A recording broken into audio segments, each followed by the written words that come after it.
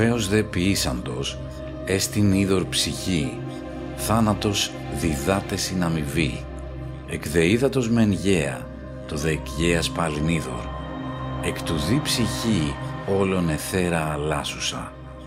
Ηράκλειτος εκ τούτων, συνιστάμενος τους λόγους ο δε πως γράφει. Ψυχή συν θάνατος, είδωρ γενέστε, είδατι δε θάνατος γιν γενέστε, εκ γης δε είδωρ γίνεται, εξίδατος δε ψυχή.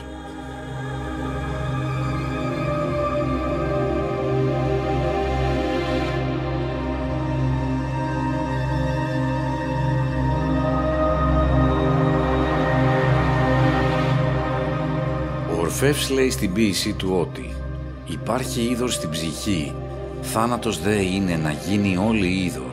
Από το είδωρ γίνεται η γαία και από τη γαία πάλι είδωρ. Εξ αυτού βεβαίως η ψυχή αλλάσει όλο τον εθέρα. Από τούτα ο Ηράκλειτος συνέστησε τους δικούς του λόγους και γράφει τα εξής. Για τις ψυχές θάνατος είναι να γίνουν είδωρ. Για το είδωρ θάνατος είναι να γίνει γη. Από τη γη πάλι γίνεται το είδωρ και από το είδωρ η ψυχή.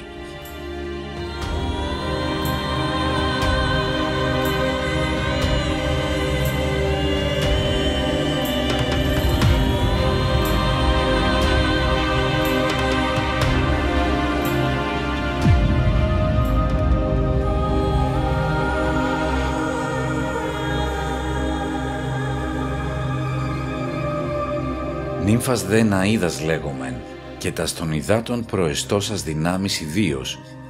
Έλεγον δε, και τας εις γένεσιν κατιούσαν ψυχάς κοινός απάσας. Ηγούντο γάρ προσιζάνιν, το είδατι τας ψυχάς, θεοπνό όντι.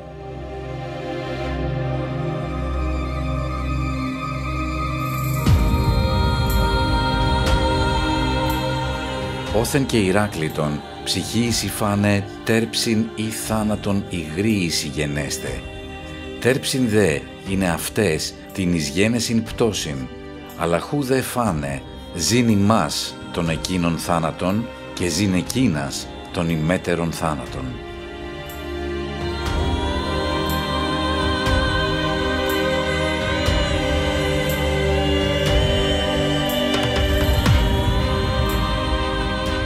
Παρό και διαιρούς, τους εν γενέσει όντας καλήν των ποιητήν, τους διήγρους, τας ψυχάς έχοντας.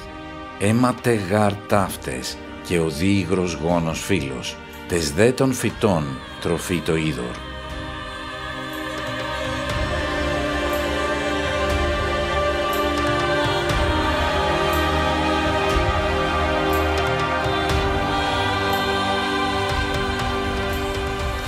Ναϊάδες νύμφες, λέμε ιδίως τις δυνάμεις που εφορεύουν επί των υδάτων.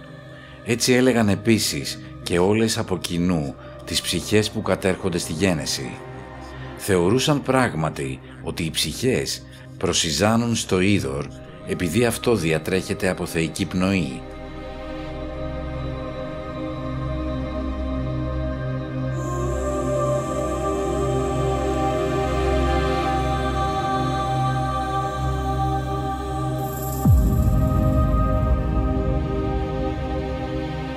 Γι' αυτό και ο Ηράκλειτος λέει ότι για τις ψυχές είναι τέρψη ή θάνατος το να γίνουν υγρές. Τέρψη είναι για αυτές η πτώση τους στον κόσμο της γενέσεως και αλλού λέει ότι εμείς ζούμε τον θάνατο εκείνων και εκείνες ζουν το δικό μας θάνατο.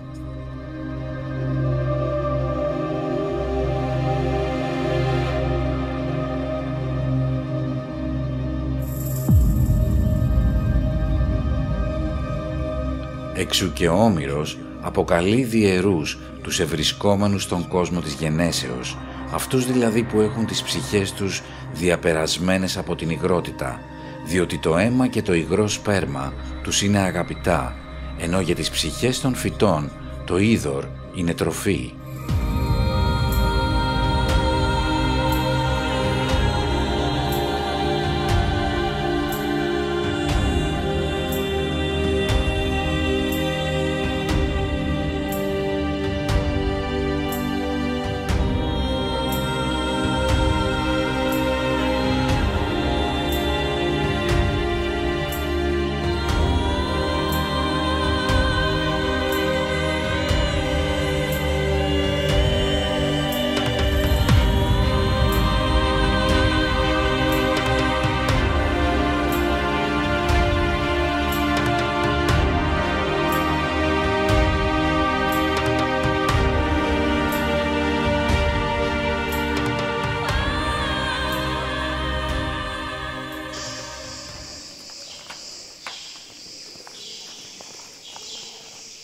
Βρισκόμαστε στο σπήλαιο σκοτεινό με τον Ιαλισσό. Ιαλισσέ, ποιο είναι το θέμα της ομιλίας σου τώρα? Αφού βρισκόμαστε στο σπήλαιο σκοτεινό λοιπόν, σκεφτήκαμε να το συνδυάσουμε, να φωτίσουμε έναν ονομαζόμενο σκοτεινό φιλόσοφο όπως ο Ηράκλειτος, και έτσι λοιπόν βρισκόμαστε εδώ σε ένα πολύ ιδιαίτερο χώρο και θα αναλύσουμε συνδυαστικά δύο αποσπάσματα του Ηρακλήτου, σκοτεινά για πολλούς, αλλά θα τα φωτίσουμε κατά δύναμη. Το απόσπασμα 36 που μιλάει για τον κύκλο του ύδατος και των ψυχών, και το απόσπασμα 77 που μιλάει για τη σαγίνη της υγρότητας που καταλαμβάνει τις ψυχές. Σε ένα σπήλαιο με πολύ μακριά ιστορία, με λατρευτικό χαρακτήρα χιλιάδων χρόνων, νομίζω ότι είναι ο καλύτερος χώρος για να μπορέσουμε να προσεγγίσουμε κατά δύναμη αυτά τα δύο αποσπάσματα. Το απόσπασμα 36 λέει τα εξής: «Για τις ψυχές θάνατος είναι να γίνουν είδωρ, για το είδωρ θάνατος είναι να γίνει γη. Από την γη πάλι γίνεται το είδωρ και από το είδωρ η ψυχή».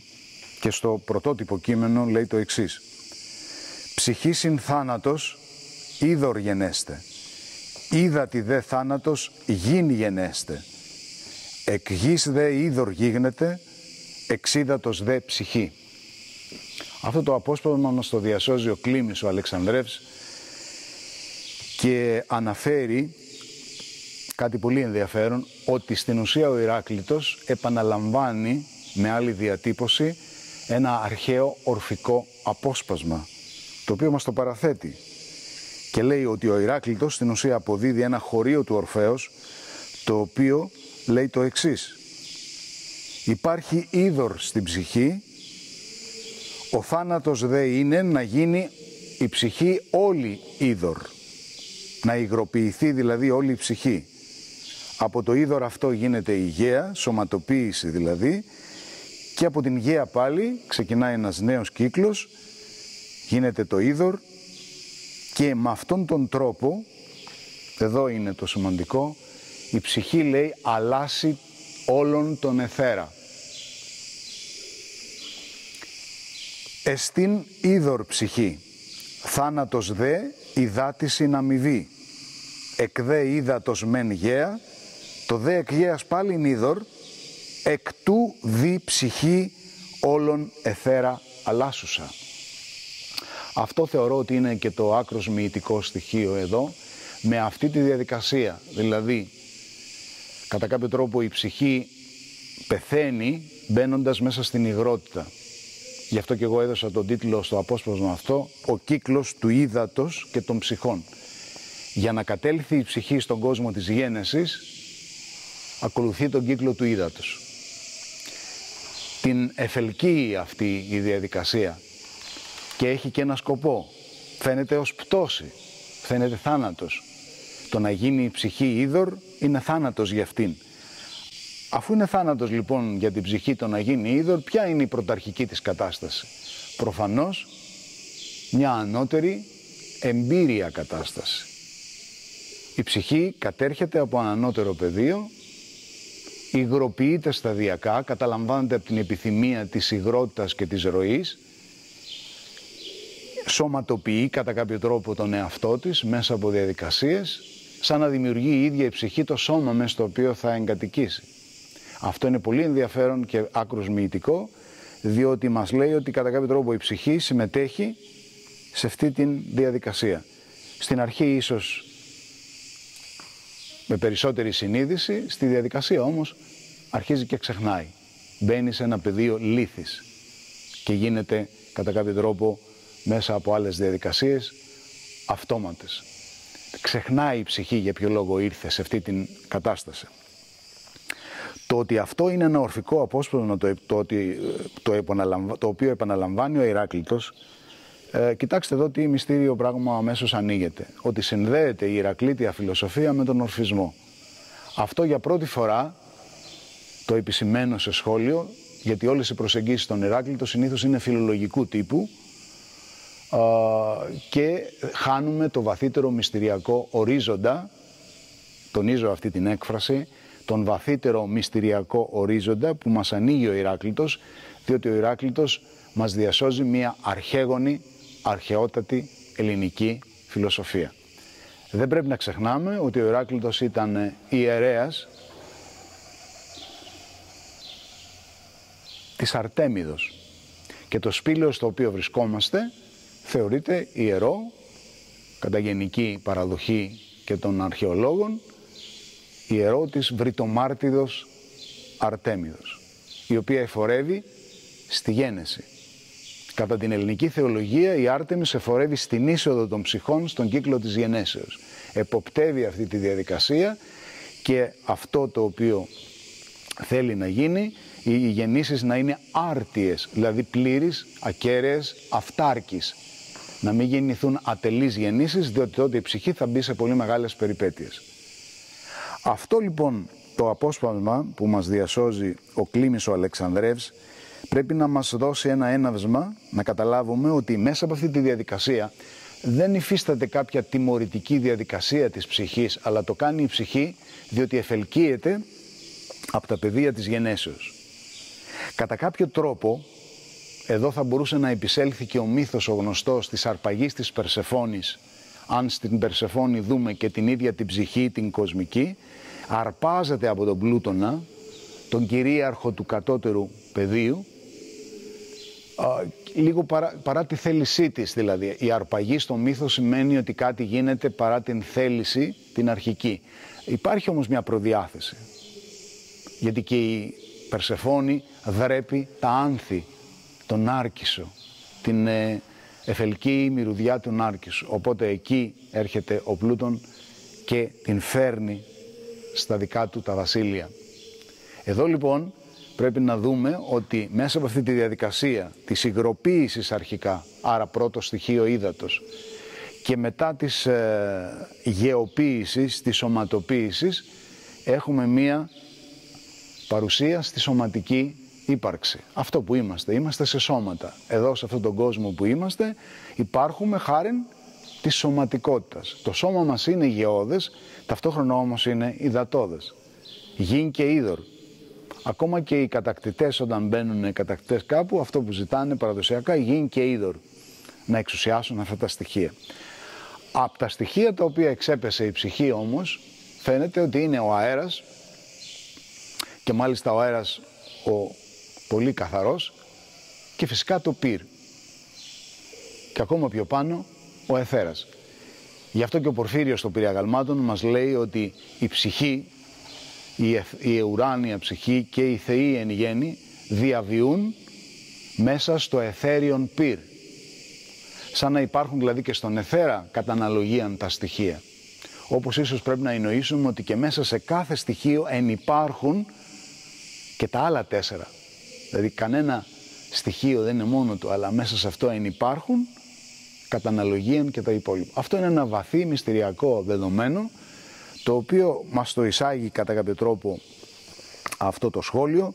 Γι' αυτό λοιπόν κατά κάποιο τρόπο είναι θάνατος. Όταν λέμε κάτι είναι θάνατος, δεν σημαίνει πλήρη εξαφάνιση, γιατί αυτό εννοούμε. Θάνατος σημαίνει αποχωρισμό από ένα πεδίο και μετάβαση σε ένα άλλο. Κατά αναλογίαν πάλι, από το πεδίο της γέας και του ύδατος, επιστρέφει η ψυχή στα άνω πεδία. Για να το καταλάβουμε αυτό ως διαδικασία, αν μελετήσουμε προσεκτικά τον Φέδωνα του Πλάτωνος, που είναι περί ψυχής, θα δούμε ότι αυτό περιγράφει πάλι, συνεχίζοντας την παράδοση την Ηρακλήτια και την Ορφική, ότι η ψυχή για να μπορέσει να ξεφύγει από αυτόν τον κύκλο, θα πρέπει να ξεπεράσει την υγρότητά της. Γιατί το είδωρ από τη φύση του έχει την τάση να πηγαίνει όπου είναι το κατώτερο. Ενώ βλέπουμε ακόμα και στη γη υψώνεται. Το βουνό ας πούμε έχει μια τάση ύψωσης προς τον ουρανό. Ενώ το νερό θα πάει όπου είναι το κατώτερο σημείο. Γι' αυτό και στον ορφικό ύμνο του Πανός ο Ορφέας αποκαλεί εκεί, δίνει ένα επίθετο στο είδωρ και το λέει βαρύρων είδωρ. 3 ρο σε μία λέξη. Βαρύρων. Δηλαδή θα πάει εκεί που είναι το βαρύ στοιχείο. Άρα με αυτό μπορούμε να εννοήσουμε ότι ακολουθώντας τον κύκλο του ύδατος η ψυχή θα πάει μέχρι το τελευταίο σημείο. Μπορεί όμως, αν το ξέρει το μυστικό, μέσα από αυτή τη διαδικασία να αλλάξει όλον τον εθέρα της. Δηλαδή τι να κάνει? Να μεταμορφωθεί. Από την κατάσταση που ήταν εκεί, πέφτει μέσα στην διαδικασία της υγρότητας και της γέας και αν κάνει συνειδητή εργασία, επιστρέφει και έχει αλλάξει όλον τον εθέρα. Δηλαδή έχει αλλάξει εξελικτικό επίπεδο. Γι' αυτό λέγανε κωδικά στα μυστήρια πόσες φορές πρέπει να πέσει ο λίθος, και ο λίθος είναι συμβολικός εδώ, να πέσει μέσα στο πεδίο της ύπαρξης και να επιστρέψει για να γίνει φιλοσοφικός λίθος, ή μάλλον η λίθος να γίνει φιλοσοφική. Και θα έχετε ακούσει αυτή την έκφραση, θα την έχετε διαβάσει, η φιλοσοφική λίθος, την οποία την έψαχναν οι πάντες, στην αλχημία. Συνδέεται λοιπόν με τα ελληνικά μυστήρια, διότι αυτό ακριβώς επιδίωκαν και οι ψυχές. Αυτές οι ψυχές, μας λέει ο Πορφύριος, αναλύοντας ένα χωρίο του Ομήρου, στο έργο του περί του Ενοδυσσία άντρου των νυμφών, ότι οι ψυχές που κατέρχονται στη γένεση λεγόντουσαν και ναϊάδες νύμφες. Ναϊάδες είναι οι νύμφες των υδάτων, των γλυκαίων υδάτων, νηριίδες οι νύμφες των αλμυρών υδάτων. Αλλά ναϊάδες ονομάζονταν και οι ψυχές που κατέρχονταν με συνειδητό τρόπο στη γέννηση. Και αυτές που κατέρχονταν να εργαστούν και να αλλάξουν όλον τον εθέρα και να επιστρέψουν ανανεωμένες και γεμάτες εμπειρία, γιατί όπου περνάει το νερό σκεφτείτε το ότι έχει την ικανότητα να διεισδύει παντού.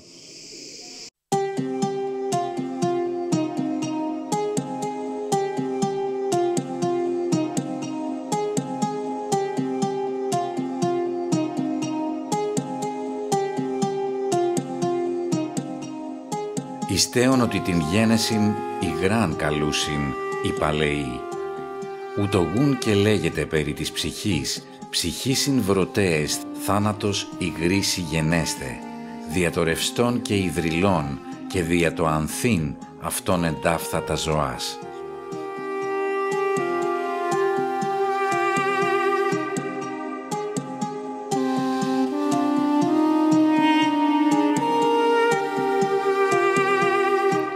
Την γένεση την αποκαλούσαν υγράν οι παλαιοί, γι' αυτό και λέγεται ότι για τις ψυχές των βρωτών είναι θάνατος το να γίνουν υγρές, λόγω του ρευστού και υδατόδους και λόγω του ότι εδώ ανθούν οι ζωές τους.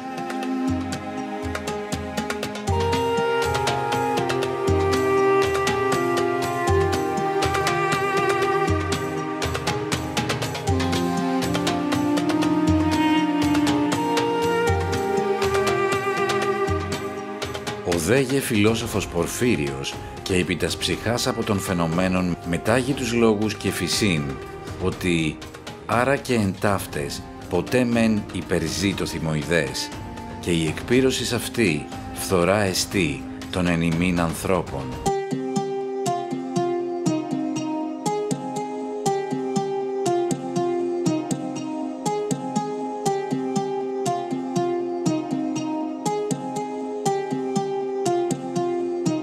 Οτε δε το επιθυμητικόν, υπό της γενεσιουργού κατακλυζόμενον υγρότητος, εκνευρίζεται και βαπτίζεται της ύλης ρεύμαση και άλλος ούτως ψυχών των νοερών θάνατος, υγρήσι γενέστε, φυσίν Ηράκλητος.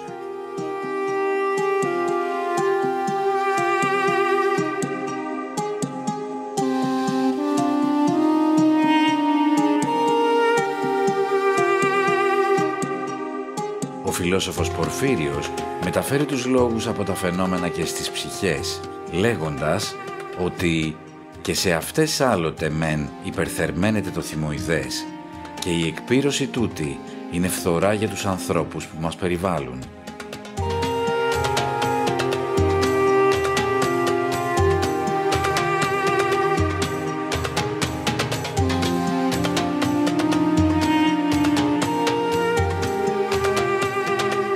Άλλοτε δε, το επιθυμητικό διασαλεύεται και βαπτίζεται στα ρεύματα της ύλης, κατακλυζόμενο από τη γενεσιουργή υγρότητα, και είναι άλλος ετούτος για τις νοερές ψυχές θάνατος, το να γίνουν υγρές, όπως λέει ο Ηράκλειτος.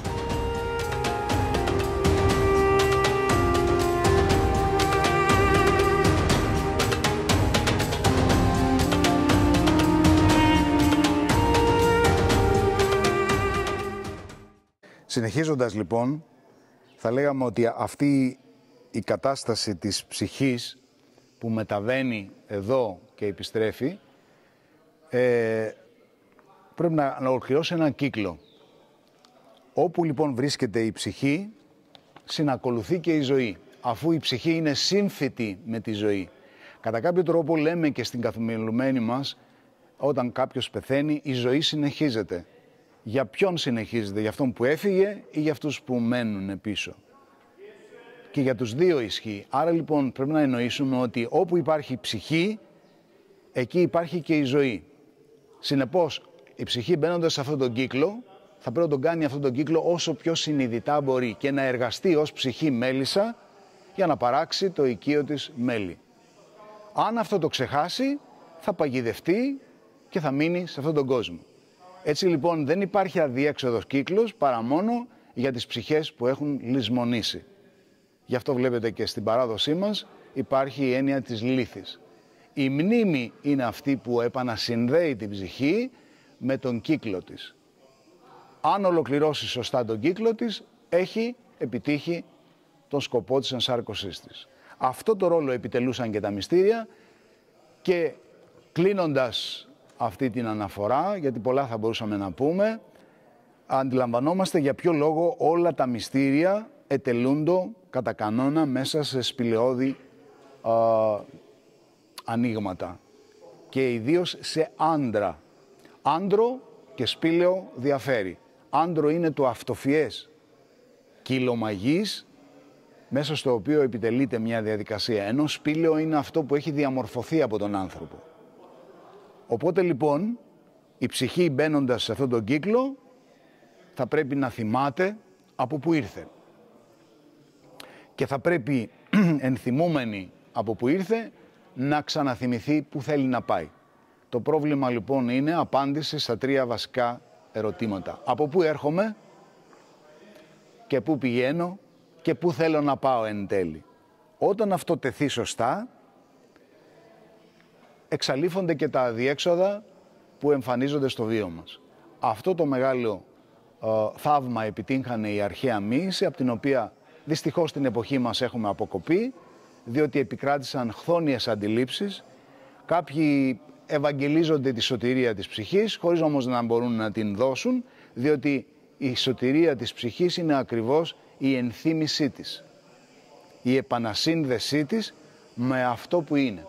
Γι' αυτό ο λόγος περί ψυχής είναι πάντα ουσιώδης και ουσιαστικός, όσες φορές και να μιλήσουμε για φιλοσοφία. Από το σπήλαιο σκοτεινό, μιλώντας για το σκοτεινό φιλόσοφο, εδώ με τον Αυσίνο και τον κύκλο των φίλων μας, σας στέλνουμε αυτά τα μηνύματα, και όσο καλύτερα και βαθύτερα τα σκεφτεί κανείς, τόσο μεγαλύτερη θα είναι και η ωφέλεια. Σας ευχαριστώ πολύ.